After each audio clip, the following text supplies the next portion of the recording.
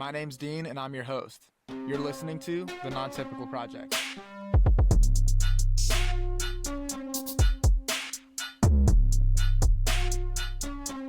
Countdown so much cooler than I am.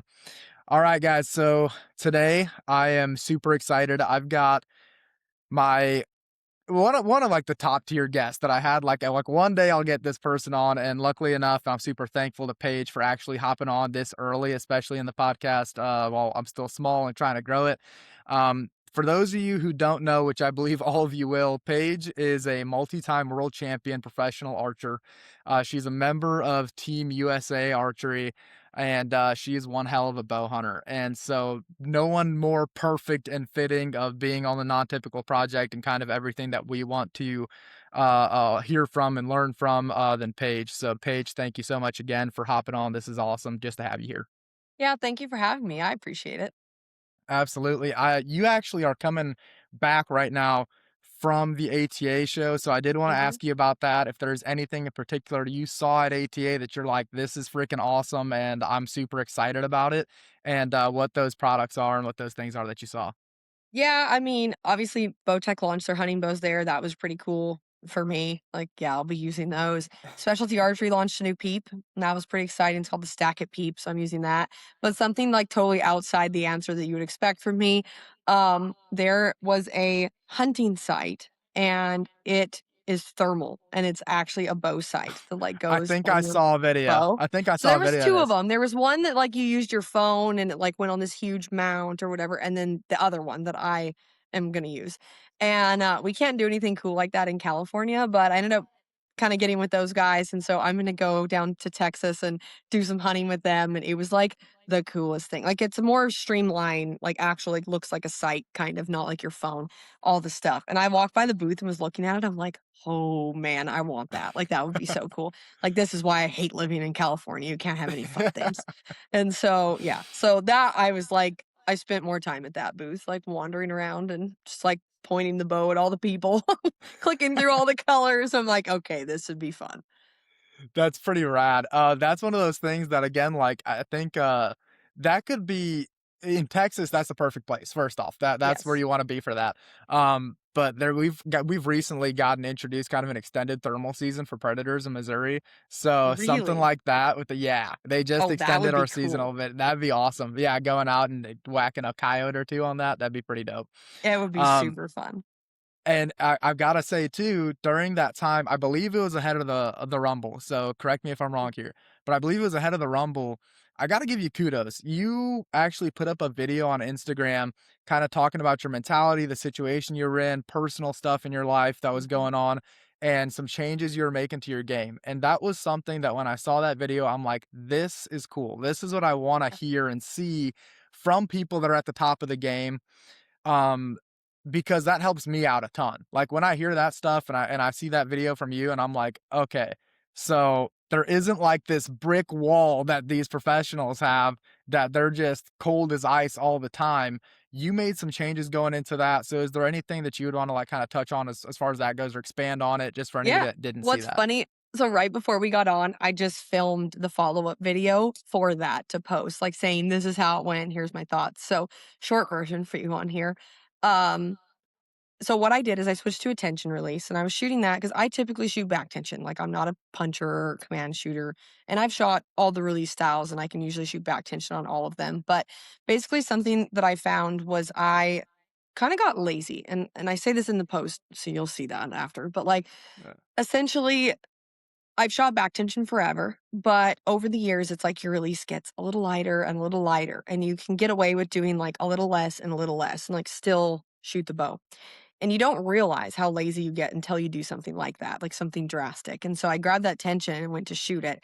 And holy cow, like it just showed me. And I set it heavy, don't get me wrong. Like I didn't set it where, it's like I let off and barely pulling it fires. Like I was like reefing on that thing to get it to go. But it showed me how lazy I had gotten in my shot execution like over the years. So it was pretty cool. I thought, and truthfully, full transparency, the reason that I posted that video is I was like, oh shit, I'm gonna go shoot this tension and like shoot a 0 or like sevens or something. Like, I won't get an arrow off in the time. And I was like, if it goes horrible, which I expected it to, because it's attention, that I should probably say something ahead of time, like warning people, because I don't want it to be absolutely horrible and then be like, oh my God, what happened? And then have to go tell them. So I was like, yeah, I should probably just explain to them what's happening in case it's so bad. I kinda laughed because I never thought I'd go shoot a freaking 8.99 with it and, like, make the shoot off. I was like, "Well, I actually could have said nothing and no one would have known." But, yeah, but that's not my style. I'm pretty, like, open book. So, anyway, I'm glad I shared it. Like, so many people were like, "Oh my gosh, I've been Yeah. going through that same thing. It's so nice to hear that you guys go through that too." And so I'm posting, like, a more detailed follow-up to that, but it was a cool thing. Like, it went way better than I thought it would. But, holy cow, did it open my eyes to the fact that the more years you do this, the lazier and lazier you get. Yeah. Yeah, and that's the thing too, so, like, I actually recently was having a conversation with Hunter. Hunter got me into ASA, got me into all the competition stuff, and I was kinda discussing with him about, like, classes for ASA and kinda what I wanna do with my competition season and how I wanna grow. And one of the things that he had kind of keyed me into was like, there is getting used to competing, and then there is like being able to like win and getting used to Yeah. winning. And that's a Yes. position that you've been in for a long time. You've Yeah. been at the most competitive level for so long. So like what's that mental game of I keep winning, I'm winning a lot, I'm always on the podium or I'm taking gold and I'm doing this like is that a different kind of pressure then you're competing and I need to get to first pressure, like that Yeah. maintaining that position? Yes. I will say, like, when I first went into the pro class or whatever, and you're, like, trying to work up the ranks, there's not really a lot of pressure, and you think at that time it's a lot of pressure because 'cause you're like, "Oh, I wanna do good because I just switched," or, whatever, "I just started," whatever class you're in. But no one's looking at you to win, like, realistically, and so I feel like that was easier because I kinda looked at it like, "Oh, if I win, it's a bonus, but if I lose, like, nobody cares." 'Cause no one's looking at Yeah, me to win. Once you get to the level that you, like, are winning consistently and you've been there for any length of time, it's like, then they expect you to win everything, but you still aren't gonna win everything. And so it's funny because you get yeah, to this point where it's like, okay, you lose and everyone's like, "What happened?" And you're like, archery? Like, everyone else is good too? They beat me?" Like, it's like, "What the hell?" It's not yeah, anything that's a big deal, but they, like, in their head, make it a big deal. And so I definitely do think that there's more pressure, like, once you get there trying to maintain staying at the top than, like, to get to the top from my yeah. experience, and I thought, like I said, at the time, I thought, "Oh, no, this is a lot of pressure," till the other one kicked in, and you're like, "Nope, just kidding." Yeah, it's I mean, the way that I would like, not being, of that level, I guess it's that, like, you got nothing to lose versus you got everything to lose. Everything to Like, lose, yeah. it's yeah, there's that Exactly. kinda transfer there. I'm gonna plug Um my phone in. And you're good. And so that was Dying. kinda one of the things that I found super interesting was just that kind of mentality of, maintaining a position versus trying to get there. As you kinda progress through target archery and, like, even from the position you're at now, with that in mind and with the changes you've made and, like, being humble enough too to be able to go out on social media and be like, "Hey, I'm in a tough spot. I've been struggling with this and that." What are those things that you would say, like, "This is what I'm actively trying to work on," or, like, "This Mhm. is what, I'm trying to get better at," and that can be whether it's shooting at paper or shooting in an ASA tournament. What are those things that you look at that you're like, "This is my areas of improvement. This is what I'm trying to focus on right now more than anything?"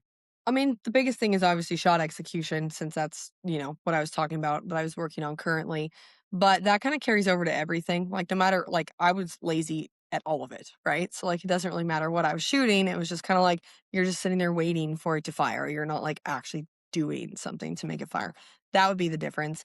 ASA, I always need to improve. Like, that's not something I did growing up. I'm newer to that. And the problem is, oh my goodness, I'm gonna need caffeine. Um, the problem with that is the first few years I started that, I had just had LASIK, and I could see the rings, like, everything was easy, and then my LASIK started reverting, and I couldn't see the rings, and so it was like I'd been crazy dominant in ASA, all of a sudden I couldn't see, and then my scores are, like, drastically worse, and I had to learn, like, how to aim off arrows and where to aim at the targets and, like, area aiming and all these things I didn't have to do before, so it was kinda like starting from scratch, if that makes sense, Yeah. and, yeah, that was kind of annoying. So, anyway, I feel like that's always gonna be something I'm working on because I don't know the targets like somebody who lives on the East Coast. Like, their local tournaments I know are like all those, mine are not. I shoot redding targets with dots. So, like, totally different. Like, that could always use work. Trying to think of what else. Um, those are just the main things. Like anything target, all the things are fine, minus I want to execute more diligently, like faster, stronger, all of that. And then ASA, it's always just learn the targets, learn the game. Because ASA is not just about how you shoot, it is about how you see drastically. And then when Yeah. you don't see well, then it's how do you play the game as far as like learning to aim off arrows. Like what I mean by that, and when I went to ASA, I would say that, and people are like, "What does that even mean? Like, how do you not know how to do that?" Well, hello, I never aimed off an arrow. I had a dot to aim at. Like, that's a new thing. But like, what you need to see with your like, if here's the arrow and the target, and my pin is going to be here. Like, if I need to hit a half inch right, does my pin like go like this? How much gap do I see? Is it like covering it? And you just hope it hits right. Like, depending on your pin size and your magnification and all of that stuff, it changes what you need to see through your sight to hit a certain distance off of something. So at ASA, you're often aiming off of something, not at something, if that makes sense. And Yeah. so it's just, there's a lot of factors to that game that are different. So I feel like for years to come, I will be forever learning that game unless I figure out how to see the rings again and then I just aim at the rings. That's easier. But if that doesn't happen, there's going to be always room for improvement. Yeah, yeah, absolutely. I mean, and that's so one of the interesting things that you just said about that that I find mind-blowing is so for me, the mental aspect of shooting at paper is way scarier than like going up to a Person. target. Like the hyena gets to me on the ASA targets. That Dot dots. hyena has my soul. I mean, it's horrible. But like the idea of shooting at paper is way scarier to me because I feel like I would almost I know, like, just the way that I shoot and who I am, that if I had to shoot at the same dot or the same paper over and over and over again, I am going to just slowly my mind's gonna drift. Like, I can't pay attention enough. So, Yeah. as far as, like, your stuff goes, are you actually more accustomed to the paper to where that Yes. you can just zero in on that because that's Yes. not. Like, I mean, I've spent years doing mental training. So, like, when you do that mental training, it makes all of that stuff easier. And, like, if you're scared of the paper, then it's like, okay, that's the thing. So, we need to work on, right? But I have trained and, like, built into the mental things that I do where I'm only focused, like, from the time I draw the bow back. So, I don't really want to be focused like the rest of the round or like while we're like talking or pulling arrows or getting ready to shoot. Like I kick up the focus essentially like right when I need to draw the bow back and actually shoot. That makes it easier for me to like actually do it and like stay focused. Cause if I had to be like in the zone the whole time, I would not be. That's not gonna work for me. So Yeah, I think everyone's a little bit different for that. And like a lot of people are like, you're in the middle of your round, you know, you need to be focused, you need to do this, you need to do that. And it's like, yeah, no, like I don't want to be sitting back waiting at an indoor round, like thinking about archery while I sit there waiting to go pull or like waiting to go shoot my next end. Like we talk about anything and everything but archery, essentially.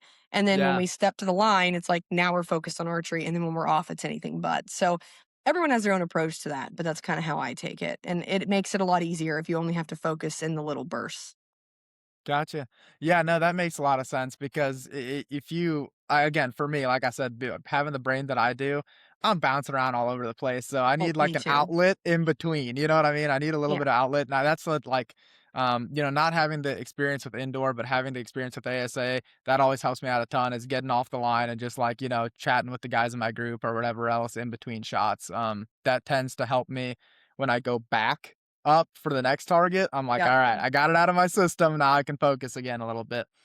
But it's Um, probably cool to see, I'm assuming, and you said it before we started, but, like, that's helped you a lot with bow hunting, I'm sure, from, like, a yes, shooting yes. standpoint, grouping standpoint, accuracy standpoint, so it's a cool thing that you got into that and you're doing it because it's only gonna make you better on the bow hunting side.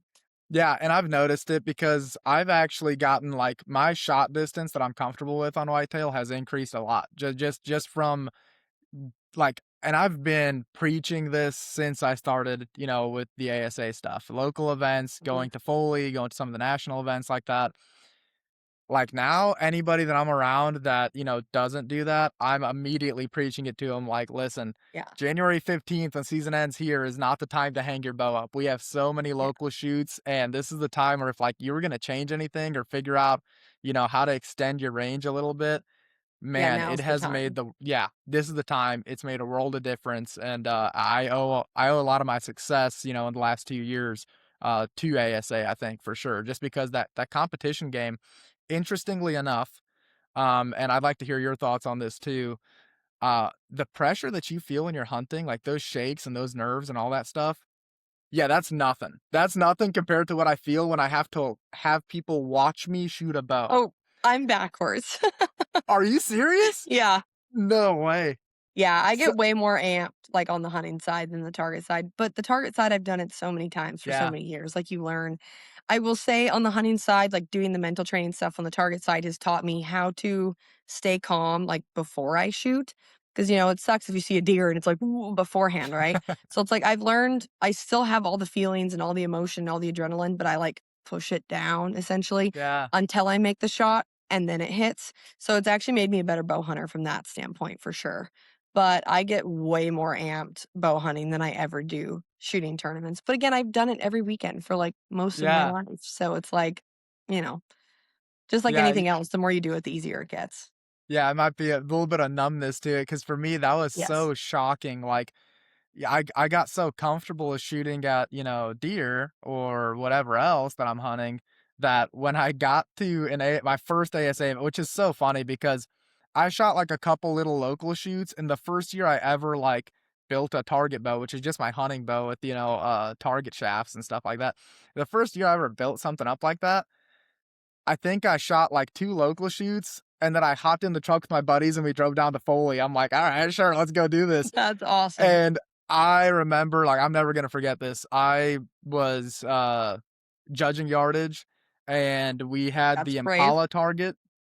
we had the Impala target, and that target washed out from my pin so bad in the Mhm. sunlight, I Yep. shot a 0 on it, and I walked back, and I just stared at the dirt until the next target, like, Yeah, I you're like could not this, just using your hat, like, looking yeah, down. yeah, hat No one down. look at me. Here comes Yeah. here comes, Smug Mug, all the cameras, like, taking pictures of me, I'm like, "Not right now." Like, I don't Yeah. wanna be Go not in away. this moment, yeah. So that was yeah, that was it was hilarious to me because 'cause I'm like, "Wow," like, I can shoot at a deer and control my nerves, but for some reason, people watching me was the thing that got me Yeah. super nervous. And so you mentioned one thing too that I want to get into, obviously, with you. You've recently released your mental Yeah. programming, and this was something that if it would have been probably anyone else saying, I've Mhm. got audio recordings and a mental programming thing that you can listen to, and it's going to help you with your archery game, I'd be like, what is this? But Yeah. coming from you, it holds so much more weight. And so I wanna hear a little bit more about that from you, Mhm. exactly how you find it applying, and have there been people that, before this got released, that you're like, try this out and let's record your, progress after listening Yes. to this." Because Yep. I'm really interested to hear those details. Yeah, I'm gonna work backwards on that. So before I Sure. launched, so Jason, the biggest success story would be Jason Tabansky, and so he is a para archer on Team USA, and he ended up last minute qualifying for the Olympic Games in Paris, and he qualified for the games, and he didn't expect to qualify, and he called me. He's like, "I need help. Like, I need help with my mental game. Like, that's where I'm lacking." And if you ask the girls that I've competed against for years, so this isn't like me being cocky or being whatever, they'll tell you the same thing, that, like, they've always said I was such a good competitor because my mental game was so good. Well, he was like, "You've got the best mental game. Like, what the heck are you doing? Like, why is your mental game so good?" So I was like, "Okay, listen, I make these tapes and I listen to these tapes. Let's make you a tape and you can do that." So I think we were like less than 2 months out from the games. I'm pretty sure, maybe even closer than that. And made him a tape. He starts listening.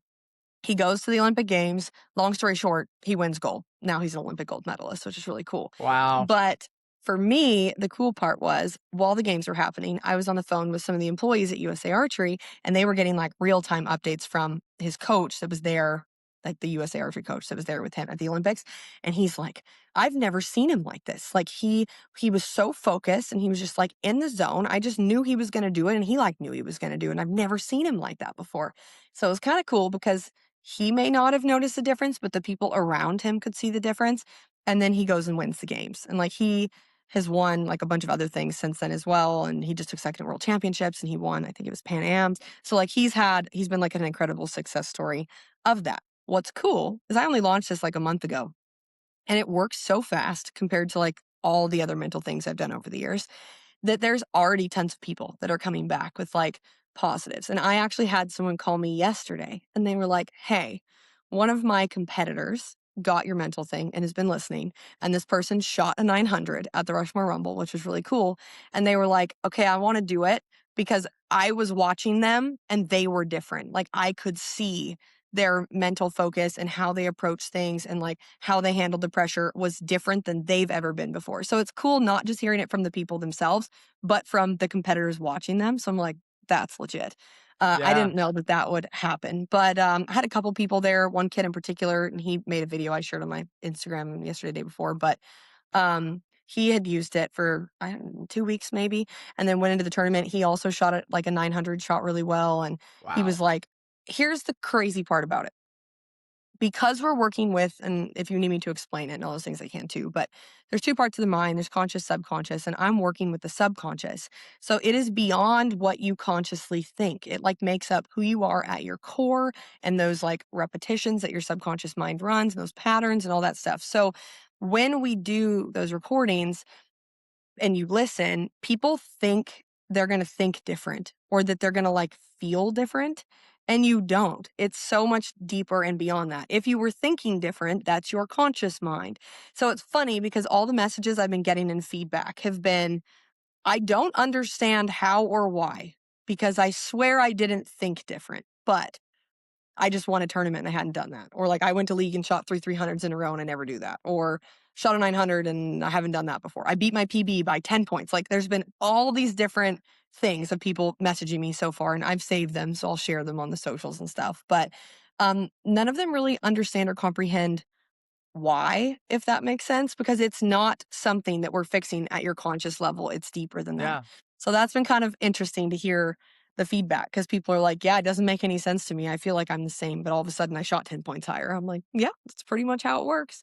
So there's that. But the essence behind what the program does is using the subconscious mind. Have you ever heard of like the iceberg theory? So it's Yes. like there's the little part of the iceberg that you see is your conscious mind. There's a big part below, and that's your subconscious. So most everything that everyone is doing in archery from a mental standpoint, they're just talking conscious, conscious, conscious. And so this is the first thing. That's why it's different than anything else that anyone's doing. And it's what I've been doing for years now is actually tapping into the subconscious. Now, a lot of people don't know how to do that. That's what makes these recordings so easy. Is it's like, well, I've done the years of research for you. You just have to sit down for 20 minutes and listen to a tape. Like that makes it pretty simple. But essentially, what it's doing is reprogramming your subconscious mind to whatever positive messaging that is in there. And so we can make them for anything. It works really, really well for like confidence, for your self image. It's like your core belief in yourself and what you think of yourself. Score based performances. So, like if there's people that are stuck or at a certain score, your subconscious mind has comfort zones. And so we can actually reprogram a comfort zone that's higher than stuff you've actually achieved. So it lets you achieve that instead of holding you back. Like there are so many different things that we can do using this. Now, what's funny to me is a lot of the archers are like, I don't know. But if you do the research outside of archery and you look, like all the other pro athletes and Olympians and like everyone has been using this forever. Like it's a very common, well known thing that they know works. Archers just haven't been using this. And so I was like, I'm going to bring it to them because obviously that's my people. And like, if I can help them, I would love to do that. But it's not something that they have to take my word for it. Like, you can hop on Google and go read any of that stuff that you want to understand the two different parts of the brain. The subconscious is absolutely the more powerful part. So like that's why it's important that we work with that as well. More important that we work with that. And so Yeah. like this isn't, you don't got to take my word for it. Like hop on the Google machine and go check it out for yourself, like it's very common knowledge out there. Archers are just like in their own little world and they don't pay attention to things outside of archery. So I didn't stumble upon it like watching other sports. I very much don't. I stumbled upon it by accident. Like I started recording my daily affirmation cards from Lanny's stuff and then was like, that seemed to help. And then kind of did some of that. And I landed and got lucky and went to a lady who was going to make me recordings like this. And she was retiring. So she's like, how about I teach you how to do it yourself instead of just make you one? I'm like, that'd be cool. So I did a bunch of appointments with her to like learn. And then I did online trainings. And like every person has a little bit of their own style, if that makes sense. Um, Absolutely. so I kind of just pieced everything together over the years and like tested to see what worked best to then develop the product that I've now brought to everybody else. So my tapes 11 years ago were like I still have some of them, and it's so funny to listen because I'm like, "Oh, if only I knew then what I know now," like, they were super crude, but, like, they've gotten so much better over the years as I've learned and researched and studied how the mind works and then applied different things into the tapes, like, put stuff in that makes it stick better and faster and deeper. So, that part's pretty cool, but for everyone else listening, it's pretty damn simple. You just sit down and listen, lay down and Yeah. listen, like, practice So made easy. so that's so interesting too, because archery is such a big mental game. So, and It's all like I mental, said, yeah, like I especially at the said, I top found it level. hilarious because I was sitting there and I was like, if it was anybody but Paige, I would sit there and look at this sideways. And I'm like, but I know that Paige wouldn't put her name on something if it wasn't legit. Yeah. So I'm sitting there and I'm like, okay, you know, how do I figure this out? So that's when I started doing my own research on it. I'm like, okay, Mhm. this is making a lot more sense really fast. Um, to those people that are, obviously go Google it, go research it yourself and Like, see. But, I always find that, like you said, the archery and especially like the bow hunting crowd, those guys are really fast to be like, yeah, I'm not buying into X, Y, or Z. How would you communicate to those guys like, listen, this can change not just for competition people, not just for this can change your bow hunting performance and your shot execution during that and how you make decisions and how you kind of rise to the occasion for bow hunting. Because I think for a lot of folks, they look at a lot of the stuff that target archers do in general, and they'll be like, "Oh man, you don't need to do any of that stuff. You mm, can see it on social media all day long. Oh, I yep, can hit stuff like that in my backyard with my hunting rig, blah, blah, yep. blah. You don't need stabilizers that long and all this stuff. So, how do you communicate that to those guys? To those guys that just, maybe they're stuck in their ways with bow hunting, but they really can benefit from this.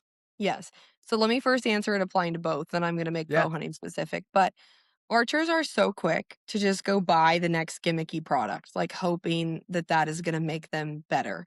And so if I was like, "Oh, I have a new release that's guaranteed to blah, blah, blah," everyone would no questions asked wanna buy it or like, "Ah, I have this new thing," whatever it is. From a product standpoint, most people who have been in archery for any length of time have, like, we call it the archery graveyard, where it's just like all the old things they've bought that they like aren't using now. And so, like, I wanted to price this at a price point that, like, people could justify buying into it, right? Like, when I had to go pay a sports psychologist for stuff like this, it costs an arm and a leg and your firstborn child. I did not want archers essentially to have to do what I did to learn all this stuff. And so it's priced at $99. You get your first recording. So if that's all you did, it's $100 for the year and you have your recording.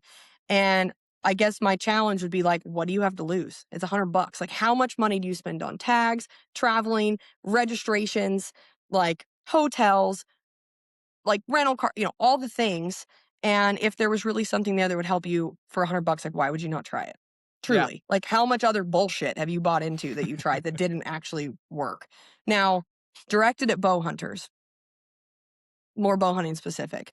The target people are a little bit more open to talking about mental game because how many times do we shoot and you get in a pressure situation and you screw it up, right? Bow hunting's no different. Like when people get buck fever, I know a ton of people that can stand and hit dots and do really, really good until it's the moment of truth. And they're like trying to shoot their target buck or they like had a stalk and they finally get to draw back and then they F it up. And so if you could shoot and have the same like confidence and success and shot control and all of those things in the moment of truth that you do when you're just practicing at home in your backyard, why would you not want that? Like that is going to make you better. And so I did not pursue this as a bow hunter. Like this was not like, oh, I'm a bow hunter and I'm going to do all of this research. Like I only did all of this and landed here because of target archery, truthfully. But as I went through that, I absolutely saw the benefits carry over to hunting. And so Like, I used to get super nervous before I shot. My heart rate was elevated. I was shaking. Like, if I had a mic, I would sound like a cow, like breathing into the mic, like before I was even going to shoot. And you aren't like that when you're at home practicing. So, like, how can you expect to make an equally good of a shot when your body's doing that versus when you're used to not? And so, through years of that, it essentially has taught me to like push that anxiety down and hold it off so I can just focus, let my subconscious run its process. And like when I'm hunting, it's like so quick and natural. Like I've been in situations before where it's like there literally isn't time to think. Like you're just loading and you're just going through the motions. That going through the motions is your subconscious mind. So that's what we're working with to like strengthen that so it doesn't let you down in the moment of truth.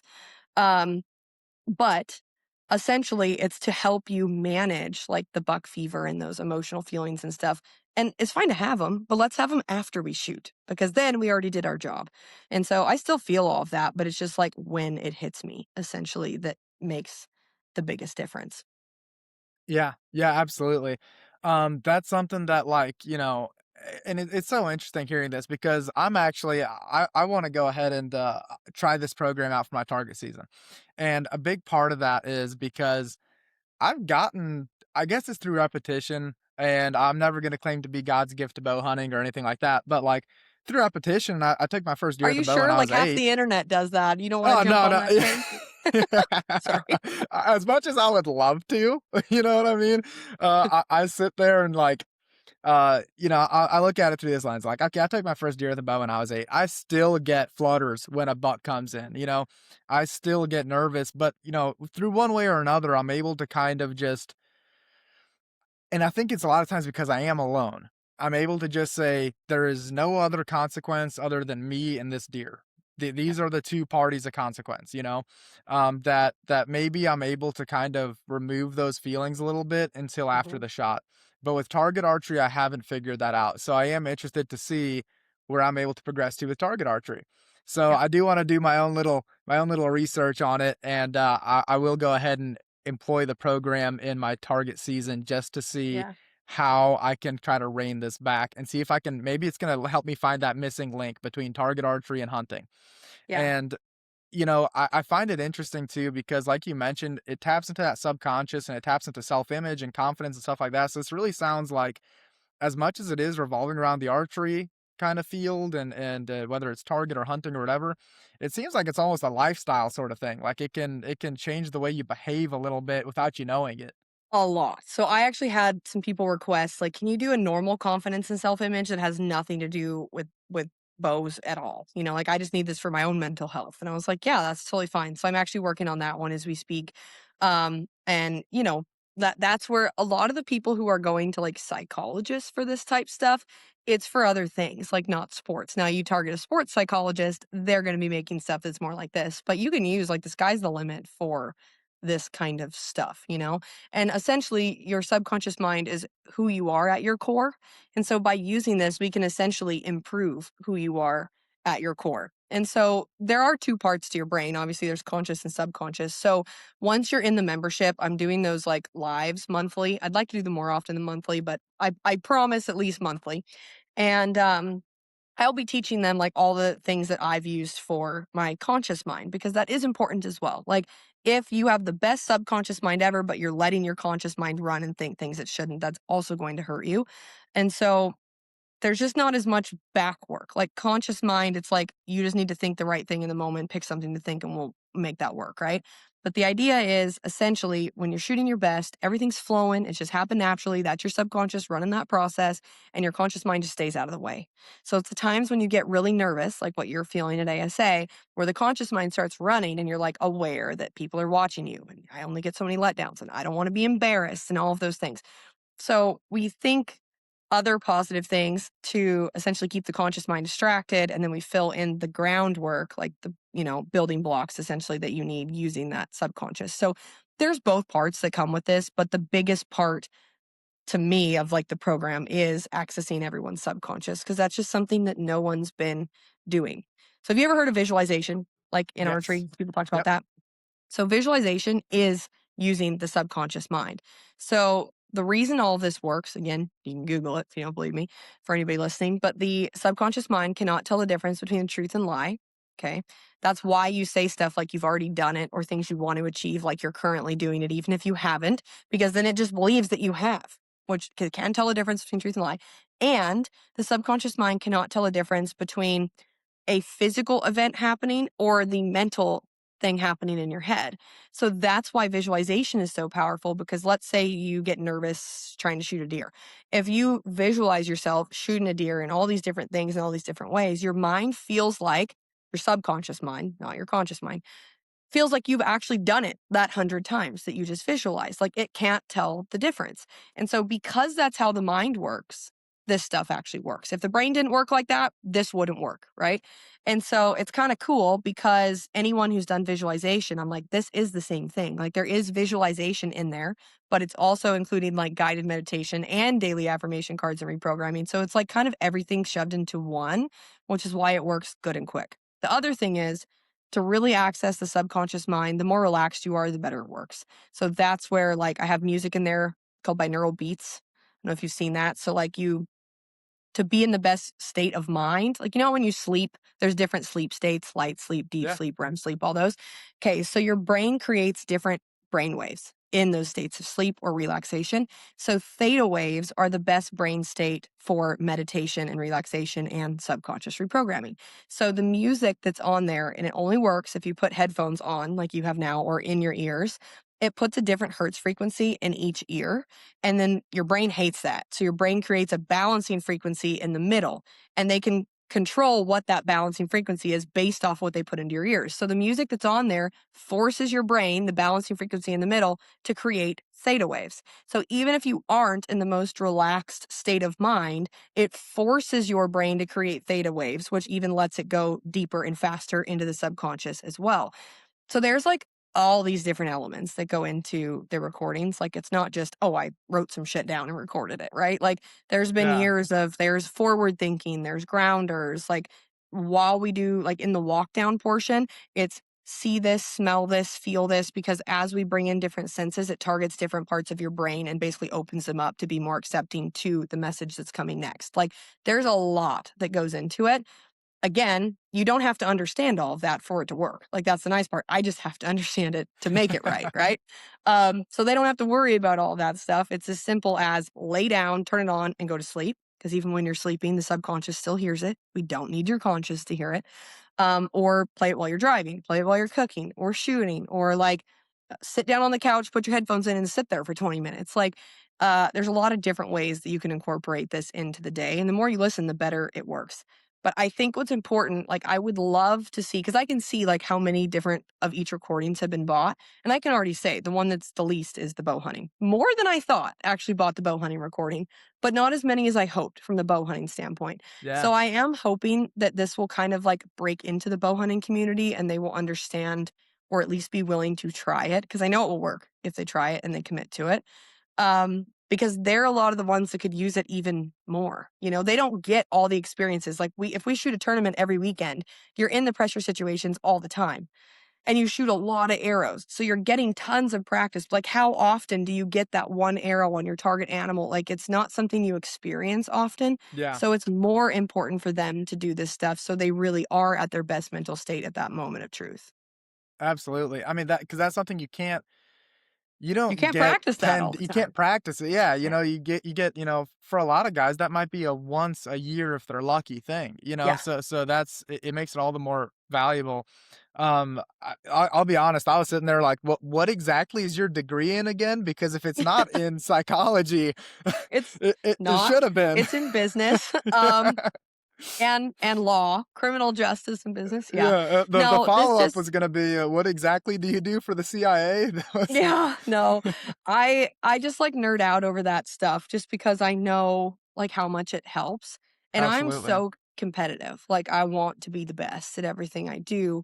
So little young me, when I started this stuff, I'd, like, been choking at Vegas, and I went to Vegas for the first time, totally choking, and some guy was like guy from home, friend, was like, "Sing a song in your head while you're shooting," and I'm like, "What? Like, that's so stupid." I did it, it worked, I won, and I was like, "I don't understand how that worked." Well, then I got Lanny's book with Winning to Mind, read it on the way home, and that, like, explained to me subconscious mind, conscious mind, self-image, how they all work together, like what just happened, like that was a conscious mind distraction tool, like that's crazy. And so I understood all of that, and it was like, I just lived that firsthand to see, like, how it worked, and so I just thought it was the coolest thing ever. So I just started researching that, like, I used to go and buy books, and I would just read books every time I was on airplanes, and I'd take a highlighter, and there might be, like, 1 or 2 lines in the whole book that I was like, "This," but I would, like, highlight the things that were good and start incorporating that, and then I did a lot of online trainings with different people that specialize in stuff like this, and kind of piecing together, like, their methods and their thought process on different things and then the science behind how the brain works and why and like to fully develop the product. And so I didn't do this either because I was like, oh, I'm going to launch a business. Like when this started, it was just like, I need the best mental game so I can win more. So like Yeah, I did it for myself, like as a selfish ulterior motive to start, right? But it works so well. And obviously like, if I never shot another tournament from today, like, I've been leading that for so many years, and, like, the ASA people are newer to me, right? Because 'Cause I'm new to sure, ASA, but, like, I've been sure. on the US team since I was 13. Like, I've been doing this for so many years. Like, I've been on the pro circuit for this will be my 16th year with the card carrying pro and, like, 19th, 18th or 19th year, something with the US team. So, like, it's been so long. I've won so many tournaments and had so much success that, like, I'm already living proof that, like, this works because this is stuff I've been doing Absolutely. the whole time. I'm Yeah. just finally old enough in my career now that I was like, "All right, I'm willing to give up my secret and help people." Every time I look and I see one of my competitors go in there, I'm like, "Oh, shit." Like, that's not good for me. Yeah, I was Like, about I to hope ask the that. girls don't buy into it, honestly, but, yeah, but no, it's cool. Like, it's one of those things too that I'm like, "Okay, what do you have to lose? It's $100. Trust me." And Sure. here's the other thing, in the membership, like, I'm doing those lives and stuff because I really wanna keep people excited and keep them listening. If a bow hunter buys this now and they listen 3 times and then hunting season rolls around, it's not going to help them. Like, Yeah, just like anything, like you have to go practice to shoot your bow. The more you do this, the better and deeper it sets in. And so for anyone who's going to buy it, I'm like, listen, if you keep listening, it will work. Now, there's been people who've done it for a week and won tournaments, broke their PB, done things they couldn't do before. Like it does work incredibly fast. Absolutely. But it's still like I tell those people, they're like, I'm already happy. And I'm like, okay, but wait, it's been a week. Like it will get so much better. It's just like the starting point. So I want to essentially keep people engaged to where they keep listening because if you just listen once or twice, then it isn't worth it. Like it's not going to do what it's designed to do. The more you listen, the better that goes into your mind, and that's how you get it to stick. So I want to kind of have some accountability, essentially. You know what I mean? Like keep them sure. motivated to keep listening because if they do, it'll work, and if they don't, Yeah. it won't. It's like going to the gym or anything else, and, like, Yeah. programming is the right word for it because it's programming. It's not a golden Yeah. ticket, you need Yes. to actually apply it and use it and practice it, and, when you go through those steps, that's when Yeah. the full potential of everything you're putting into it is recognized, and so, I like that that gym example. I might steal that from you. yeah, yeah, absolutely, Yeah. go for it, Going to the yeah. gym 2 or 3 times isn't really gonna help you either, but, like, No, you yeah, commit to it. Yeah, yeah, it'd be like, same I thing. went to the gym 3 times this week, and, I had a six-pack out with dinner, and, oh, man, my beer belly's still here, like, yeah, I bet it Yep, is, you know? yep, So, yeah, yeah, absolutely. And I do wanna touch on this too because it is new, and I've been super excited about it, I wanted to get your opinions on it. ASA actually is opening up a new shoot, and I've been jazzed about this. Um, from me what I too. understand so far, it's an 80-yard max, I believe, Yep, and, it's gonna be a new event, it's gonna have the highest payout, I believe, in of any archery tournament thus mhm. far. That's gonna be in, Tennessee, and that's gonna be in August, I believe. So, outside of that, what are your plans for that? What are your thoughts on it? Is there anything that you would kind of, that without getting in trouble that you can say about it and be I like, know, "Yeah, I'm this is what I know laughing because 'cause so they've far." called me and told me more than I'm supposed to know, so I'm like, "Okay, what did they tell me that I'm allowed to repeat versus not?"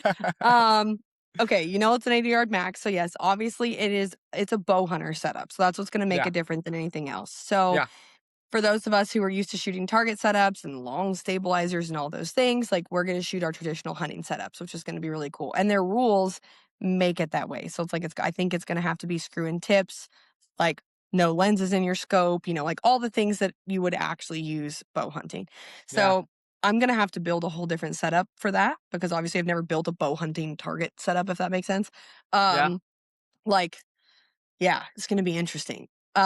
But I also was joking with them that I'm like, now I have to go back to the eye doctor. Like I told you, my eyes suck.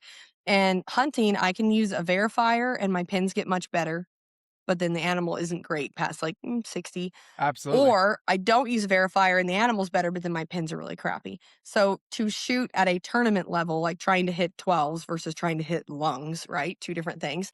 Um, Absolutely.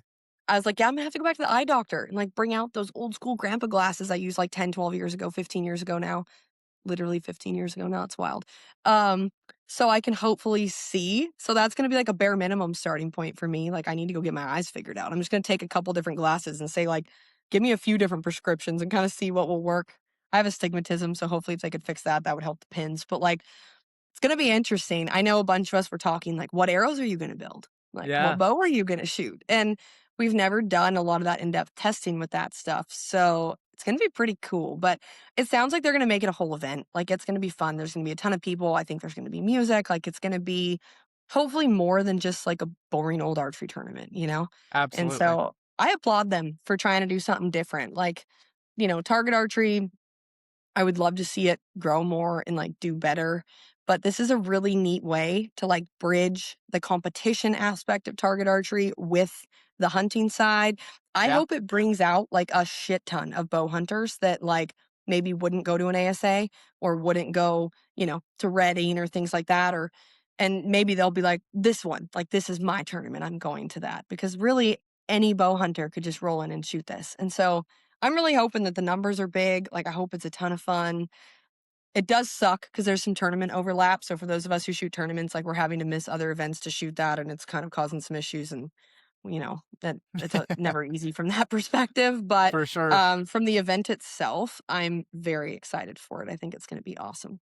Yeah, it seems to be like they're really pushing the kind of inclusivity a little bit to people that maybe don't, Mhm. actually go out and build a target bow. And I'm actually super excited for it because I think it's awesome that they are pushing the prize pools that they are. Because if Mhm. nothing else motivates somebody, maybe that will. And I've been curious to Yes, see, maybe some of those people we see in the top 10 at that event will be names that we've never heard of or seen could before be. Yeah. because they're coming out of the woodwork and they are, a heck of a shot with their hunting rig and they're showing up to these events. Mhm. So I've been super excited to see what comes out of that. I I am wish I could patiently just force like everyone who's been in my comments, like I could do that. I hope all yes, those people yes. show up. I would almost pay the money to show up, like, this is the event that, like, if you've ever been that dude on the internet, now's your chance, like, show Yeah. up and try, right? But if nothing else, like, anytime not being mean now, being nice, like, anyone who shows up from the bow hunting standpoint who hasn't done target stuff before, Mhm. you're going to get better, and I love that you Yes. said that you thought ASA had helped your hunting, so, like, if you really care about bow hunting, like, go shoot some tournaments. It makes your shot more consistent. You learn about your form, your body, your equipment, your mind, all those things that are weak or strong start to show up so you know what to work on and it will absolutely carry over to hunting. So I think they're going to do a really good job at like bridging that gap and hopefully pulling some new people in. Yeah. You owe it to yourself, you owe it to the animal. If you're passionate about this, there is no you lose nothing. You lose nothing. Even if you go to a local shoot with your hunting setup, there's, every ASA event has a hunter class, a bow Yeah. hunter class. Go So is out and every do that. NFAA. Yeah. Like so yeah. Yeah. Yeah, and maybe you win some money at the end of it, or maybe you learn something, but either way, you don't take a loss. And man, I'll tell you this, the every ASA event I've gone to, I have gotten to meet all the same people that I used to watch on YouTube, and I'm like, oh man, there's uh so and so, or I walked by and I'm on the practice range, and there goes Levi, and I'm like, whoa. Yeah. That's a real person, you know what I mean? And so you kind of get that connection there a little bit. I will say this, my first actually, both times I went to Foley, I think I got stopped. I've gotten stopped countless times now. And unfortunately, like if you look at my like recent Instagram post to you guys, like I believe one of the comments was there. There's comments on TikTok. I got stopped at Foley multiple times for people asking if I was Chris B. And like people from a distance being like Chris. I'm like, no, not me, That's not the funny. right guy. Yeah, that was so that's something I've You're been like, what the wrestling with. heck? I had one post for whatever reason caught some traction, and the most liked comment, it was like 100 and something likes, and it was, "We have Chris B at home," and that hurts the ego a little bit, but I thought it was hilarious after going to Foley and having all that stuff. I'm like, "Alright, fair That enough." is hilarious. Yeah. That is S funny that you're just but walking around. You just be like, "Yeah, you want me to sign something? You yeah, should." I was so close. I was so close. If it happens again this year, I'll do it. But yeah, I mean, That's awesome. it's been one of those cool events where you get to meet those people, and man, I sat there and I got told everything I don't know by Tim Gillingham, which is a great experience. He was Anyone who's great. ever been on an archery range has Yeah. had that happen. Yeah. So it's an awesome event. Like any of those events you can go to, man. I got to tell you guys, it is so worth it to go. Even if you're not big on the competition stuff, just try it out, and you'll see your archery improve. So yeah, that event's gonna be huge for ASA. I think it's gonna be a It big is. benefit to everybody, and it's gonna kind of open the doors a little bit. And kind of attached to that event, one thing I've been patiently waiting for is I if I had to guess, I'm gonna say it's gonna be a known event because of the ADR max. Yes. Yep, Um, so it is. so I it can is. So confirm yeah. that. Yeah. Yeah. So it's gonna be a known event. I shoot in competition open. So like anytime I go to a Okay. ASA event or anything like that local, I shoot open. Is there anything that you would say like the mental programming can help you out with a lot when you feel like you have to balance your conscious and subconscious? Because I feel like I have to do that shooting open. I have to sit there and like really try to think about, what's my max yardage on this target? What's the shortest I can see it for? And kind of make those decisions consciously, but then Yes, shut that and that off when is it your comes time conscious. to Yes. execute the shot. Yeah. So essentially the subconscious is to build in like everything you're doing in your shot process and actually executing the shot. And it's like the hardest part is I've shot open before. And it's like, okay, you picked a number and now there's no doubting it because if you doubt it and you're like timid or you shoot a weak shot, then you're more likely to suck anyway. And so once you pick that number, you just have to be able to be like, I'm confident and I commit. And now I'm just going to make the best shot. That's where the subconscious part rolls into that, into the shooting. But I will say that the open element has way more like conscious mind stuff in it Yeah. than normal archery. When we shoot field archery, and it's like you got to shoot different targets and different arrows with different stakes and set your sight a ton of times, and there's just a lot of rules. Like that one is very conscious mind taxing as well. Like it's easier for me knowing my subconscious is good once everything's ready and I get to draw the bow back, then it's mindless and simple. But it's like, okay, it's this distance. There's 4 different distances. It's one at this stake, and then I've got to shoot this target, and then 2 targets we switch, like, that stuff. There's no like way to essentially build that into the conscious. But if you can build up the subconscious so it does its part when it needs to, then it makes the balance easier. Because if you're having to try to run your conscious to also shoot your bow, like that's a lot. Like that's not Yeah. so great. That's hard. But there's, like, always drama at ASA, right? Like, known, unknown. Technically, the known people don't give a shit, but the unknown people, like, hate the known people and whatever. And, like, it's been a couple years now, so the numbers are even worse or better, I guess I would say from my opinion now than what they were. But from a membership standpoint, a couple years ago now, like 76% of the ASA membership was shooting known, and in the women's classes, 86% of the women were shooting known. And Wow. so yeah, and it's more than that now. Um, that was years ago. And I ran all the numbers of the whole membership. So, um, what's interesting about that is it's like the few that hate are very loud, but when you actually look at where the numbers are, the majority of that is in known. And Yeah. here's how I look at it or justify it, and I think they are making the right call for this tournament is when you go bow hunting, do you take a rangefinder? Absolutely. Yes. I So don't trust years myself. ago, okay, Yeah. exactly. Neither do I. And so Yeah. years ago, when rangefinders weren't a thing, or they were really terrible and worked only, half the time when they were first starting, right? They'd hit a tree in a bush and you could never range anything. Like it was way more important then that people shot unknown and were good at it because they needed that skill to carry over and be a successful bow hunter. Nowadays, I do not shoot unless I get to range an animal. And that is like, in my opinion, my ethical duty. Now it's different if you're in a stand and they're walking down a trail and you've ranged the trail, whatever. You've Sure. still, the distance, you're not guessing, right? Yeah. That doesn't count. But I hunt a lot of Western, so it's not at a tree stand or blind. So like you're moving and it's different every shot every time. And so my thing is if I have to take an extra second to range and that results in me not shooting the animal, I would rather do that than rush it not range and then either miss or wound it because I was too panicked and in a hurry to like do the right thing. So, in my opinion, if you're a bow hunter in today's world and you're not ranging the animals, it's kind of unethical. Like, Yeah. you could be better, you know? Yeah, And we absolutely. all know, like, if you guess 5 yards off, where are you gonna hit? Have you tested that? It ain't good, and it ain't No. gonna be good for the animal. And so, essentially, with that, it's like a lot of people are like, "Well, this is for bow hunting." I'm like, "Yeah, then it should be known. Because if you aren't using your rangefinder when you're bow hunting, you're kinda half-assing it. Like, why are you going through all this stuff, making your bow perfect and doing all this if you're just gonna guess at how far the dang animal is? Like, Yeah. that's a way bigger ability to be wrong, miss, wound an animal, all the things, than, like, did you tie above or below your knock set? Like, the things that people worry about and then would not range an animal, that's a way more critical factor. So, like, in my opinion, it should be known because anyone who's bow hunting, especially if you're shooting to 80 yards, especially, right, Yeah. should be ranging those animals before they take the shot. Well, So, that's just my 2 absolutely. cents. That's my personal opinion, Yeah. obviously, but Yeah, absolutely, and especially when you're talking, like, distance like that, 3 yards might mean hitting an elbow versus hitting a heart, like yeah. 3 Oh, yards at yeah, 70, like, it's that's a a lot. big deal.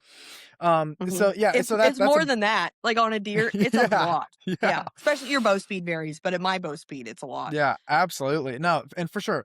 That's the thing too. Like that's why it makes sense to me. Like it's gonna be known at 80 yards. Mm. And interestingly enough that you bring that up, like I might ruffle some feathers saying this, but I'm okay with that. The way that it's always been presented to me, the known versus unknown when shooting ASA events or whatever, was that unknown tends to be more of a how you play the range and your Yes. strategy, whereas known is who is the most perfected in their form, who's executing the best, and who's breaking off the best shots consistently throughout the entire event. So you kind of have that, but one or the other because yeah, maybe you misjudge a target or maybe you're not confident in your number in unknown, but you're playing it safe. You're thinking if anything, I'm gonna come up short, so that's how that's gonna affect what ring I'm gonna go for. Versus if you're shooting known, everybody knows the distance. It's who's gonna break the best shot here. So that's Yeah, always the way it's and been presented to me. I mean, I explained it earlier, right? It's Yeah. knowing, like, if you don't aim in the right spot, so it's seeing, knowing where to aim, knowing how to aim off arrows. Like, ASA, even in known, has way more game elements than any other type of archery. Like, any type of target, you point your bow at the middle and you know exactly where the middle is and you shoot it. The middle might be a different color, might be a different size, but you know where the middle is. Yeah. ASA, you don't. And so I feel like coming from the target world, and I didn't. Like, I came from the 3D world. I came from the redding side of it, right? But it's 3D animals with orange dots. So like we still knew where the middle was, right? So Absolutely. I would call myself a 3D girl, but safari redding style. But the not having a dot thing makes it totally different. But I will say it because I've shot both. I never had to think in the women's open, especially when I shot it, like, oh, I have to hit this 12. Like, my number has to be good enough to hit the 12, or I need to aim at the 12, or let me, whatever. It was like, I need to stay 10, and if I hit a few 12s, awesome. Uh, so you aim way safer and you do things safer. When I shoot known and you're like, shit, I have to be 40 up for the weekend or more. Like, you pretty much have to aim at every 12. And so there's times where it's like I'm aiming at the 12, but I don't really know where the 12 is. Like, Yeah. you are way more likely to shoot an 8, even knowing the distance, because you're having to aim all sorts of ballsy at almost every target. Because if you lay up at half of them, that means you have to hit every single one that you don't lay up on, which realistically is not going to happen. And so it is a completely different game where, like, going into the known, I was like, dude, I got to know the targets way better. Like, in unknown, I didn't feel like I had to learn them better because I could always aim good enough to hit 10. But when you now Sure. have to aim good enough and know them good enough to aim 12, totally different ball game. So when I'm out there saying I got to learn the targets and practice that, if I was just shooting unknown aiming at 10, I wouldn't. Like, I know them good enough to do that, but not always good enough to aim edgy enough to hit 12, but not too edgy to hit an 8 on either side. And so it's just different, right? And I feel like it's not, oh, which one's better or which one, No, whatever. no, Who no. who gives a shit? They're both Yeah. hard. It's just what kind of hard and what part of it is going to be harder because it's not the same. It's different.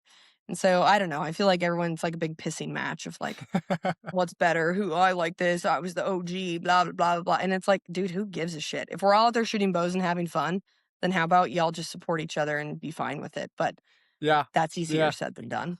Oh, it always is, you know, especially when the internet and everything else exists. That's always really hard to do for some reason. But Oh, man, yeah. I gotta say though, when I look at the known, and a big reason I shoot open, I like that little bit of judging of like, all right, I think this is my number. I'm real confident Mhm. in this. And then every now and then I break one. I'm like, the shot was Yeah. perfect. That was the wrong number. Nope. I like that a Yep. little bit, you know? But I will say this, whenever I look at because I'll go through, you know, if I'm at Foley or I'm at an event or whatever and I'm checking scores, I'll go click on the known side and I'm like, they shot a what? Yeah. They were what? It's Mhm. a totally different world. And it's so I find that Like, really interesting. I'm friends with a lot of those people, right? And if I say this, it's gonna ruffle feathers other than the ones who've said this to me. So Yeah. this isn't me making this shit up, this happened. There's been plenty of men that have went from the known back to the open that have said, "I don't shoot good enough to beat the guys in the known, so I'm going to the open." And, like, that's not saying the guys in the open can't shoot good because they all are incredible, we already know that, but they're not having to shoot 50 plus up and hit all of those 12s. Like it is different. Like a lot of Yep. it is the judging, and they're still shooting up, but not 50 up. And so essentially, there's been quite a few number of guys that I'm like, why'd you go back to open? They're like, dude, I can't beat those dudes. Like, I can't shoot that good. And I'm like, yeah, fair. Yeah. Like, I wouldn't It, want to have to shoot against them either. You know what I mean? Like, I get it. And so it's funny because we can have those conversations like with each other. No one's mad, no one's upset, no one's offended. yeah, You say sure. that to like the average Joe, and they're like, how dare you? And you're just like, I didn't say that. They did. I just repeated what they said. You know what I mean? Yeah. Like if anyone comes at me for that one, I'm going to start throwing out names who said it because you can probably look at the list of who went back and figure it out if you really care that much. But like, we all have Yeah. good relationships with each other. It's like the outside people that cause all the drama. So that's what's really Yeah. funny. Is it's like we don't care. The internet cares, or like the amateur classes care. We all know that what we're doing is hard in different ways and respect each other for those differences. Yeah, if it ruffles feathers, then it's people that, you know, their feathers are gonna get ruffled no matter what you said, at the Yeah, end of the day, gonna because say like I said, I'm only 2 years into it, and I already know that, like, I've already been yeah, communicated that by so many people that are, yes, you know, light years above me, and they're like, "Yeah, no, this is just how it is," you know, whether it's open or known, you have these different challenges, but if you look at the known scores, that's a different thing. It's just a yeah. different thing, is all it is.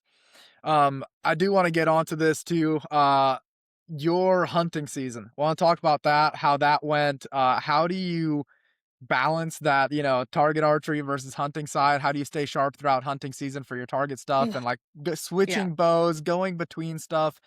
It's not easy. It's not, you know, yes, it's all archery at the end of the day, but you're shooting a different Mm. setup, you're shooting different stuff. How do you kinda balance that? How'd your hunting season go? If you wanna touch on that a little bit. Truthfully, I've done it long enough, like, I can transition between all the things, and for me, it is pretty easy, like, Yeah, thankfully. Um, like, it's not like, "Oh, I have to practice with that one particular bow, like, way to be good with it." Like, I can kinda pick up any bow and shoot it good, so it's not too bad. But, the hardest part for me is that they keep dragging out all of the dang tournament seasons. So, like, our last tournament on the books for outdoor season was, like, the last week of September. Let me rephrase that. The last week of September, like not the a good worst time. time ever, right? And then the indoors started like in October, like last week of October, second to last week. And so if you shoot a full everything, right? Full loaded schedule, you don't really even get much of a break, like at all. And so I would bow hunt so much, not even bow hunt, I would all the hunt so much more if I didn't have the dang tournaments that I do for sure. Like my parents go over and hunt like every January, they go down to Arizona, they go to Idaho once or twice a year, like they go to Colorado. And That's there's like a awesome. lot of places where I could put in and go with them. And I look, I'm like, nope, sorry, I can't go on the dates you go because I'm at XYZ and I don't get to go. Every January, I usually the schedule changed a little bit this year, but I had like Montana Open and then the Rumble, or it used to be like Iowa Pro Am and then something else. And so like there's always something that overlaps that. They go to Colorado and I look and I'm like, oh yeah, that's when I'm supposed to be in Europe. And like, so I'm not gonna lie, the tournaments like really F up my hunting season, like a lot. Um, that is why I love going to, like, Africa. Should see some few behind me there, Yeah, and doing absolutely. things like that because if I get, let's say, 10 days, like, you can hunt there's no season. You can hunt there anytime. So it's really hard for me when you have to put in advance and, like, you look at the season and you're like, I'm there's a tag that I used to get in California, and I wasn't home a single day during the entire season. Not one. And so Wow. it's like, why am I putting in for this tag? I can't even hunt it. So I quit. But it was like a good tag, like a better tag than what I would get. But I'm genuinely not here. It's in August. And I'm not here during that time to hunt. And so, like, I killed a really good blacktail this year, which was awesome in California. And I had two tags, but I was only here at the beginning, hunted the one, killed it, killed a good one, and then never hunted again because I wasn't here to do it. But I did have another tag. I killed a good antelope in Montana with my bow, so that was pretty cool. Earlier in the season, we went to Alaska, and that was archery or gun, and it was a lot different than what we thought the hunt would be. I ended up being the only person that got a bear on the hunt, and I shot it at like Wow. 638 yards. So, not much of a bow hunting scenario if you can, gather that. But I ended up getting one on the last day, which is pretty cool. What else? Shot a deer in Texas. Shot some does in Texas. I shot. What else did I shoot? Ooh, I went to Canada. Did you see that Canada video? That stupid deer ducking me? Yes, I That did see was that video. not That was fun. it, you actually outlined that whole deer and the He trajectory it ducked took. good. Yeah, Yeah. No, he did. That one, it's interesting to me, like, you want the actual honest truth? Had please. I known how different, I'm saying this nicely, different the whitetail hunters are than the Western hunters, I would have just lied about the distance because Western hunting to shoot an animal at 55 yards is like, oh, whatever. Like, no one even bats. It's not even cool. Like, no one would give it a second thought. There's like the number of dudes that are like, if you shoot past 20 yards, like, you are horrible. Yes. I'm like, what? Like, we live in alternate universes. And I sound like the asshole for saying that, but like truly, those guys wouldn't kill shit if they wanted to Western hunt. That's not Yeah. how it works. Like, please go belly call through the cactus and shoot an antelope at 20 yards. Good freaking luck. Like, that's not how it works. You might get lucky every now and again because I have, but that's not the point. The point is Western hunting, Eastern whitetail hunting, it's like a different world.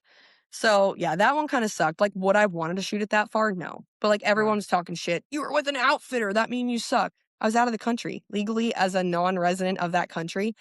You have to hunt with an outfitter. So Yeah. like, no shit, I was with an outfitter. I didn't have a choice unless I was gonna do that. Also, I didn't set that hunt up myself. That wasn't something where like I reached out, I researched, I whatever. That was like partial payment for a seminar that someone set up. So I just like rolled in. And I asked zero questions other than, is there a heater? Because I didn't want to freeze. So like I rolled in and it's like, cool, they bait here. That's what they do. Awesome. Yep. I don't care. I'll hunt anyway. But I'm like, it's at 55. Awesome. Well, it was a rifle blind. Like, that's not, they don't do a lot of archery. And if they do and there's snow on the ground, their whole system works better. There was no snow. So it was a 55. Well, Western hunting, and if you don't believe me, go YouTube and like watch some Western videos. If the animals really truly ducked the sound of your bow, none of us would have success Western hunting because we shoot far often. We Yeah. do. And so what you'll notice is like whether it's 40, 60, 80, or further than that, the animal, if you're filming, usually only starts to duck right as the arrow starts to come into the film, last 15, 10 yards. That's when the duck starts. And so knowing that, I was a little bit more confident, like, okay, this might still work. Like, it's further than I'd want to shoot, but like, he's not going to start ducking from the moment my bow fires, which he didn't. It's right before Yeah. the arrow starts to come in. So, like, theoretically, whether I'd shot him at 35 or 55, there was still the time for him to move that much if he wanted to move that much. Like, those are the things where it's like hunters are really quick to judge, like so quick to be judgy. I wouldn't have done that, or I could have, blah, blah, blah, whatever. Um, I don't have that. Like, and other thing I've noticed in the hunting side that's different is like everyone's jealous of everyone, it seems like. And like no one's happy when other people have success. And I'm like, you weren't hunting whatever deer that dude killed. Why do you care that he killed it? Or, it's just kind of mind blowing. I wish that the hunters were better at like supporting each other and actually being happy for each other and also being understanding that like shit happens. Yeah. Um, Absolutely. but yeah, like there's been times where I'll get, like I said, in situations like that, and you're like, if it was my ideal, would I want to do this? No. But I'm here and this is what it is and you're going to make it work. Now, had I been in that situation and it's like, oh, I can't actually shoot good shots at 55 or like I'm not good enough shot to do that, no, I would not cave and do that. Like if someone pushed me past what I actually felt comfortable with from a shooting standpoint, hard no. Yeah. But I've killed more animals than I'll ever admit on here further than 55 yards. Oh, So, yeah. to me, the distance of making a good shot at 55 was not the question.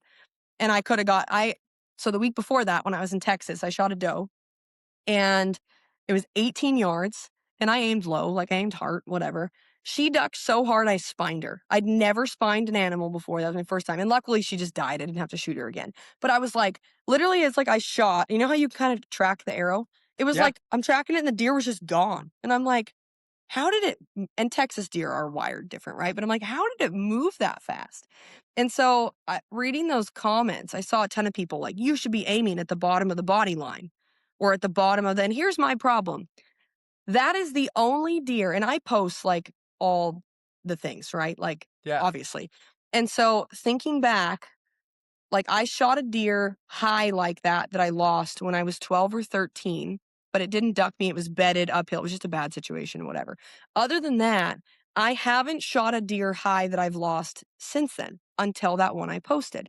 But I've killed a shit ton and I've hit them good. So like if I did what everybody else says, so they just like prejudge the duck and like aim under the body, I'm like, I would have not killed and wounded more doing that than doing it the way I'm doing it.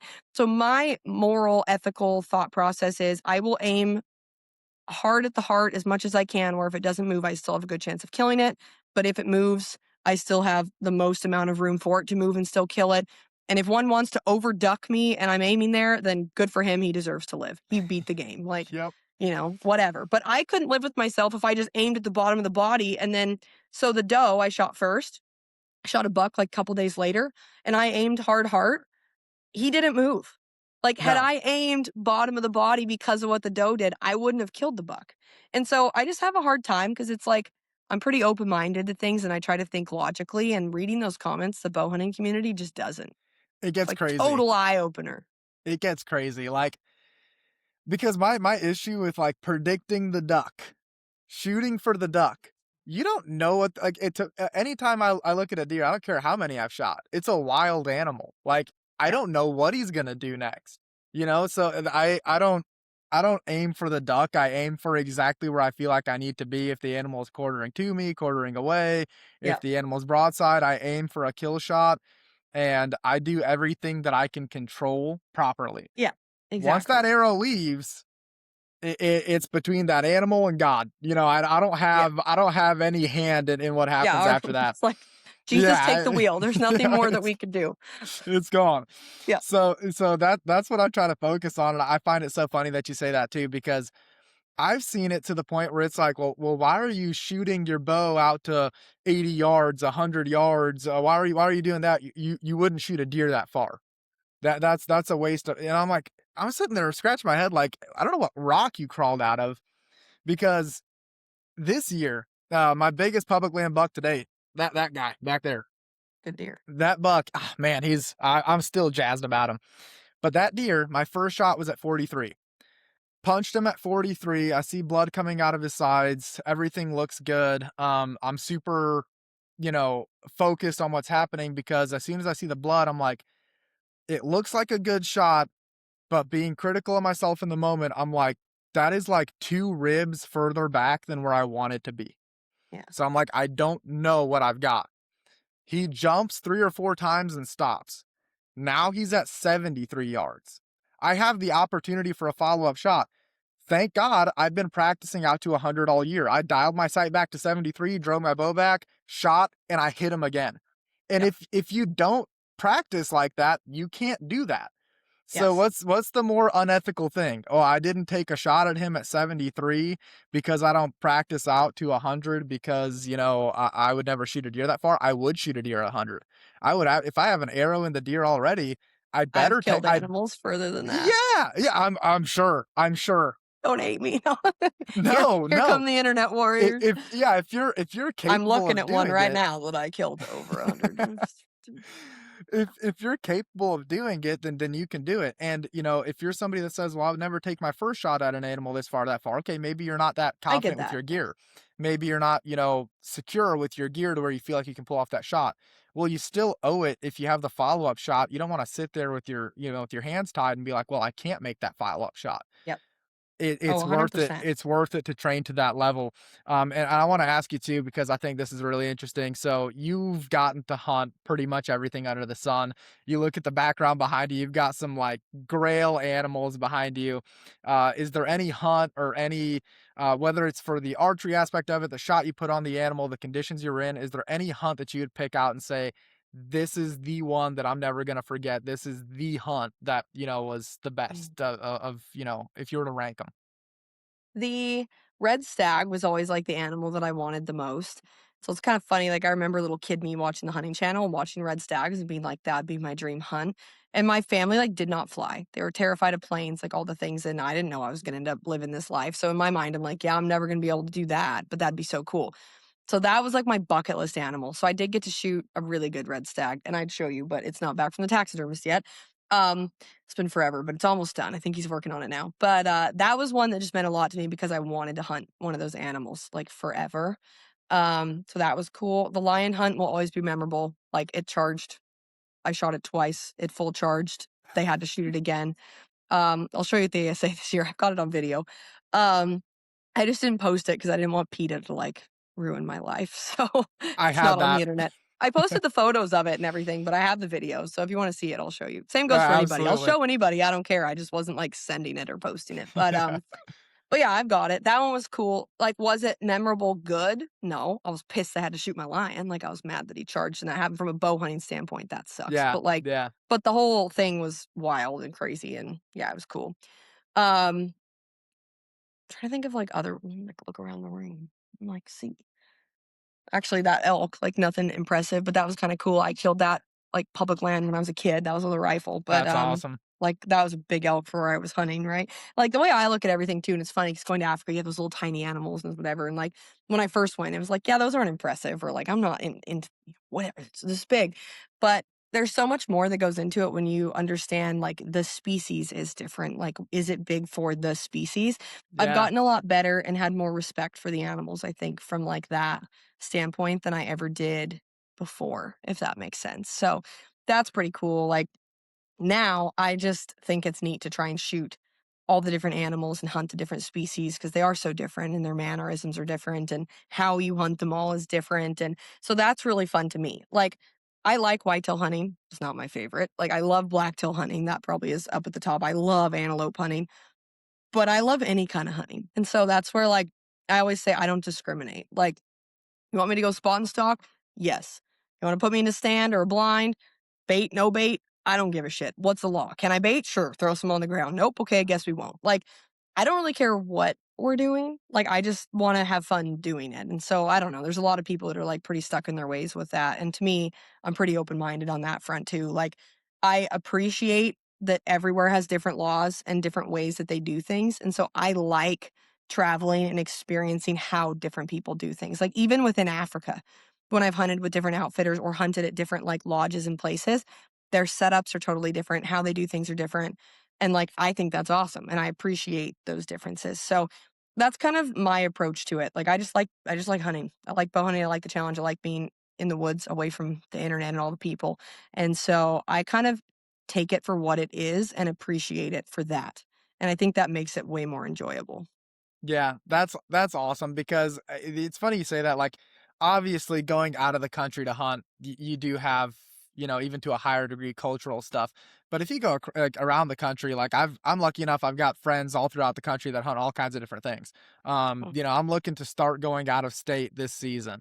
Because I've been a That'll be Missouri so whitetail fun. hunter, born and bred, and like I've been having that debate, like, do I go hunt whitetail somewhere else? And I think I'm gonna cut that idea and just go hunt something I don't have in Go Missouri. do some mule deer. Like, that's Yeah, an easy yeah, yeah, transition. exactly. So, I've been looking at that, but like even when I talk to those people that, I've got buddies out west that hunt, I've got buddies on the east side of the country that hunt, and the cultural aspect of it, like how they do things. And I think like different state laws really do reflect the people that hunt there and the Yep. culture around hunting in that state and those different areas. So that's a big part of it where I think it's, you get the full experience, wherever you're going, like with you keeping an open mind on it, you're taking in the full experience. Whatever it is that Yeah. you guys do here, that's what I'm gonna do here. And that's, that Yeah. gives you so much more opportunity to experience more stuff. Yeah, and Uh just enjoy it. Like, yeah, and I know people that are like, "Ugh, I'd rather be hunting whitetail or doing this." It's like, okay, so you're just gonna hate on the cool stuff you're doing right now because it's not the same as some other thing. Like, no, like, I don't know. And obviously, I know you can only see what's behind me. I'm like looking at the other ones like around the room and stuff, but it's like I've done it all the ways, like all the things. And seriously, I find different, kind of like how we just compared ASA and unknown, and it's like there's a challenge different with each of them. That's absolutely. how I feel. Like the challenge is different with each thing. And I just think it's way more enjoyable and more memorable if you just appreciate it for the good things that it has to offer. And that's how I approach pretty much all hunting. Every turkey season, most every turkey season, I'll go whack one with a gun. And then people are like, oh my God, why would you use a shotgun? You should use a bow. And I'm like, dude, I shoot a bow every day of my life. Like sometimes it's just fun to shoot a turkey in the face with a shotgun. Okay. Like calm down. Or like when I was in Alaska and it's like, well, you shot one with a gun. I'm like, yeah, I did. One, my knee was like hacked open and stitched and all the things. So I wasn't in my full ability to climb the mountains. But also, the bears were higher than the freaking mountain goats. And so no one was killing them, even with a gun. Like when they came and tried to take a gun, no one had killed them. And so I'm like, I paid how many thousands of dollars to come here? And like, I had just as much fun, I did, shooting the bear at 638 yards with a gun than I would have at 20 or 30 with a bow. Why would I not? But it's like, I don't think people realize they probably also think I get it for free, and I don't. Like, I pay for all of my hunts. And so it's like, I shouldn't have to. If someone was paying for my hunts from a bow perspective, then by all means, I would never switch and shoot a gun. But I am paying those. So when it's coming out of my bank account, I don't care how I hunt. Like, I'll do anything or everything. If I can kill it with a bow, I'm more happy to do that. But if I get there and it's different than what we thought and I can go shoot something with a gun, you can bet I'm gonna do that too. I don't care. Yeah, I don't yeah, discriminate. So it's just funny. Like, the internet makes everything into stuff it's not. But like truly anyone who's hunted with me, like any of the outfitters or any of the people or whatever, they're like, yeah, dude, she just nerds out and goes psycho and just wants to like shoot all the things. And I'm like, yeah, it is so much fun to me. So, and I love that challenge. So I don't really care. Like yeah. I'll always hunt all the ways and all the things. And any chance that I can like cram hunts between tournaments, I will. Like absolutely I will. So yeah. Yeah, and I think, that's the great thing too, because you kinda get the catch-22 of it, like, you have the platform that you do, so there's a ton of support and a ton of people that are like, "Heck yeah, there she goes." Then Yeah. you also do you get those guys, probably in the middle of nowhere, Arkansas, no offense to Arkansas, Yeah. but, you just get guys that are like, "Oh, man, why would you ever pick up a" listen, there is a difference between being a diehard archer and then, your relationship with hunting and how you want to pursue Yeah. animals and the opportunities afforded to you. And so, that is somewhere where I think the hunting community gets a little bit of, divisiveness in it. I know that like the deer, that's the silhouette of antlers, that's the like logo for the podcast. Yeah. That's that guy right there. That big old That's non-typical. cool. That buck, so I used to have a different Instagram that ended up getting banned. It got completely banned. I never got to log back into it. What? Number That's 1 wild. was crazy, like crazy attention after I shot that buck. I got more high fence comments than you could shake a stick at, and that was a 100% free range deer that I got Mhm. off of a property that I got permission on, that I went and asked for. I watched the deer all summer, totally free range. Yep. Uh, and there's you can't stop that. Once that train gets rolling, you can't stop it. So, Yeah, it's yep. yeah. So unless I drop them a pin on exactly where I shot that deer, and that's not gonna They still happen, wouldn't believe you. yeah, Like, exactly. it don't matter. So I had that, and then I think, that actually that bobcat right there was the next one that got me Mhm. in trouble on that account, which was, it just ended up on the wrong side of Instagram, and some PETA people got in there, and they were like, "He's killing cats." I'm like, "It's a bobcat," and, that was Yeah. the end of it. So, PETA got a hold of my giraffe, and oh, so they no. went a little kinda crazy with that. It's not back yet. I think it either just shipped today or just got here today. I don't even know. I just got a notice actually while we were on here. I saw it pop through on the top of my phone from the shipping place. So he's on his way back. I have got a bunch of mounts still that are mounted, and they're coming back from Africa and different places. But, Yeah, they got a hold of that one, and they didn't love that one all that much, but, again, it's like, they don't understand the other countries and too, like, the conservation, how everything works is so different and way cooler and, like, more in-depth For and sure. more, like, locally managed, right, than anything in the US, so, I don't know, I really love that and appreciate that, and I think it's awesome, but, yeah, there's definitely like, I don't mind when PETA gets it or the anti-hunters get on there because 'cause I'm like, "Yeah, I like those comments, they hate what I'm doing." Like, I understand why they're making the comments, but I get freaking pissed when bow hunters and not even on my own stuff, just, like, when I read other people's comments, when bow hunters are just bashing other not even bow hunters, let me rephrase that. When hunters are bashing Yeah. other hunters, I'm like, "Are you guys freaking stupid?" Like, there's plenty of liberals in PETA to do that, like, you don't need to do it to each other. Shut up. Like, Yeah. go be happier, like, maybe go hunt more and you won't be so miserable, I don't know, but, like, I do hate that on the internet, like, I literally just wanna be like, "You suck," to all of those people. We've got plenty of people that would love to ban hunting overnight, and so we Yeah, don't need to us be fighting butting isn't gonna heads help. ourselves. Yeah, that's crazy. Yep, yeah. It's crazy. What do you have planned for this upcoming season as far as, it can be archery related or hunting related? Is there anything that you've got on your docket that you're like, "I'm so excited about this. This is." Um, I mean, I'll have California stuff, I maybe have enough points to draw elk in Montana, that'd be cool. I do have another Africa hunt on the books, so that will be fun. But right now it's overlapping World Field, so I need to see if I can push the Africa hunt back a few days to, like, fit all the things in. 'Cause they keep doing that stuff way too late in the season, like I said. Um, yeah, we planned that, like, "Oh, there shouldn't be any tournaments there," and then, what do you know, they put one there. But yeah, I mean, I've got the whole tournament season is just absolutely jam-packed, like, if you swipe through my schedule, it's just, like, disgustingly full to a negative almost. So yeah, I mean, I don't even know, like, every year different hunts pop up, like, I actually have some friends there in Missouri I've went and hunted with, I'll probably go back and hunt with them again. Um, I whatever pops up, like, I'm always open and game to do anything hunting, so, like, anytime stuff pops up, I'm like, "Yes, sign me up, I wanna go do that."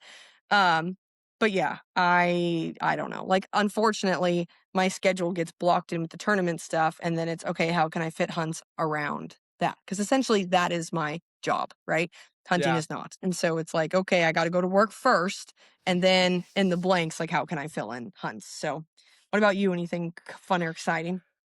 So like I said, first out of state trip is gonna happen next year. I haven't decided on the goal is to do 2 states. Number 1, I'm in Missouri, so I'm close enough to a bunch of like bordering whitetail states that do have over the counter tags that I can just go. Yeah. So that's gonna be a non-negotiable, just go to a border state and do a whitetail hunt. The And if number you're friends 2. with Hunter, there's nobody better to teach you how to do Yeah. that. Like, he would be God's gift to bow hunting, public land Exactly. whitetail hunting. So he's a great person to learn from. Yeah, yeah, so I'm sure at some point throughout the season too, I'll be up in trees with him and filming a couple of Yeah, his hunts. We got to do that a few times this year and last year, so I'm sure that's more of cool. that'll be on the agenda as well. But outside of that, I'm gonna try to plan a mule deer hunt or something of the nature. I'm honestly between on the fence between mule deer and black bear, because for Okay. some reason I Those have are an both fun. odd fascination with bears. I'm like, I would Yeah, just love to get one down with a bow, but we'll see how it works out and which one ends up being the more they're fun. feasible. If you can do it, do it. Like, it's cool. Yeah, yeah, absolutely. So that's kind of the plan for now. I think if I can make something similar happen to what happened in Missouri this year, that would set me up perfectly. I got a little bit hesitant on out of state this year because I was like, well, I didn't go scout anywhere. I'm gonna be trying to camp Yeah, out public land. I needed to just pull the trigger, but I had a hard time getting myself over the hump. yeah, So, that's this fair. this upcoming It's hard season. too if you're busy doing other things. Like, if I semi-retire from shooting and I, like, had more time to do those things, I would happily go do way more of them, right? But it's, like, just trying to fit them all in the time frame is, like, most normal people's problems, same as mine, probably same as yours, so, Yeah. yeah. But, Yeah, yeah, it it just it do it it if you can can, be. it'll be super fun. Yeah, it'll be a little bit of a wrestle between, like, when do I wanna take time off, when do I wanna commit what time to what Mhm. pursuit, but, yeah, out of state's non-negotiable this next year. I think it's gonna open my eyes a lot more to some different hunting styles. Good. I've been practicing enough with my bow to be able to say, like, I'm confident going out west, I'm confident shooting 60, 70 Yeah. yards beyond, so, like, I wanna go ahead and throw that new kinda challenge in my You're face. gonna come out and something will just be at 20, and you'll be like, "Why you guys make it so hard?" I've had that happen a few times. Very first time I went antelope hunting, Tate's like, "Oh, it's gonna be a bomb, and you're gonna miss a ton before you shoot because they move so fast. You shoot, and they're in the different county." And I heard like all this stuff, and then I roll up and I shoot one at like 32 yards. It's like I'm like, "Why was that so hard?" And he's like, "That never happens," you know. And I was like, "Yeah, okay, whatever." Well, it just But did. yeah, I know. I hope that happens for you. That would be really cool. But if not, Yeah. at least you're prepped. You're ready. Yeah, absolutely, that'd be awesome. Uh, I wanna get this out of the way too before we run out of time here, but I do wanna ask you because I ask all my guests, if you were to give people bow hunting, archery related or otherwise, if there was one piece of advice that you throw out there for anybody, what's that piece of advice? And, you know, kind of, well, why is that the one thing you'd pick? I would essentially say if you're going to be practicing, you should always be practicing something physical and something mental at the same time. That's going to apply for hunting and for target. I know that's not something the bow hunters do. Hopefully, now I've made that easier for them. From the target side, when I say that to people, they're like, yeah, I know, like you're right for sure. But when you start getting better and you plateau and you get better and you plateau, like you can only have so consistent form. Like at some point, your form's good. You can only learn so much about tuning. You can only aim a bow so good. But like you can always keep working on your mind. So if you start doing that and implementing that today in the things that you're doing, then you're going to continue to climb and continue to improve and you don't have all of those, little stepping stones essentially that you got to work through. But the reason I say that, and a lot of people be like, well, she launched a mental program. Of course she's going to say that. Like, no, I say that because that's why I'm sitting here right now. Like, I would not have my life that I have had I not seen the value in that like 20 years ago. Like, it absolutely changed my life. And I wouldn't be sitting here if I didn't do that. So, could I have been a good bow hunter not doing that? Yeah, I could have. Like, I guarantee you, I pulled some shit off bow hunting that I wouldn't have done had I not been mentally strong from the archery side of it, right? From the tournament side of it and doing all of that mental work. So I would just love to see people take that more seriously. Like we know that it's 90% mental. So why don't we start putting a little bit of effort into the 90% and you're going to get better faster on both fronts, which who doesn't want that? Yeah. Yeah, that's awesome advice, and, you know, if any of you guys listen to that just then, that's advice that comes with all the proof in the world that you could ever need and all the results that you could ever need. Paige, thank you so much for doing this and coming on. I appreciate it a ton. All of Paige's social links are gonna be in the description below, along with a link to the Inside Mental Programming. And on top of that, I will be, like I said, following along with the mental programming. I'm going to go ahead and start listening to some of the audio recordings and doing some of that stuff. And so, as my ASA season progresses, we'll be able to see what it does to me, and hopefully, it leads I to have an ASA one coming. So that's awesome. That's I'm awesome. working That's on what I it. like to hear. So, Yep. hopefully, I can see some improvements in my ASA game. Paige, thank you so much again. I appreciate it. Thanks for having me. I appreciate it. Absolutely. Thank you guys for listening to today's episode of The Non-Typical Project. If you want to check out our special guests, their social media handles are located in the episode description. If you want to keep up to date with The Non-Typical Project, you can search The Non-Typical Project on Instagram. You can also head over to the main page of the podcast to see all currently available episodes with a new episode every Friday. To keep up to date with me, you can find me on Instagram. My Instagram handle is Dean_Hunts. And everything will once again be down below in the episode description. Thanks again for tuning in, and I'll see you next time.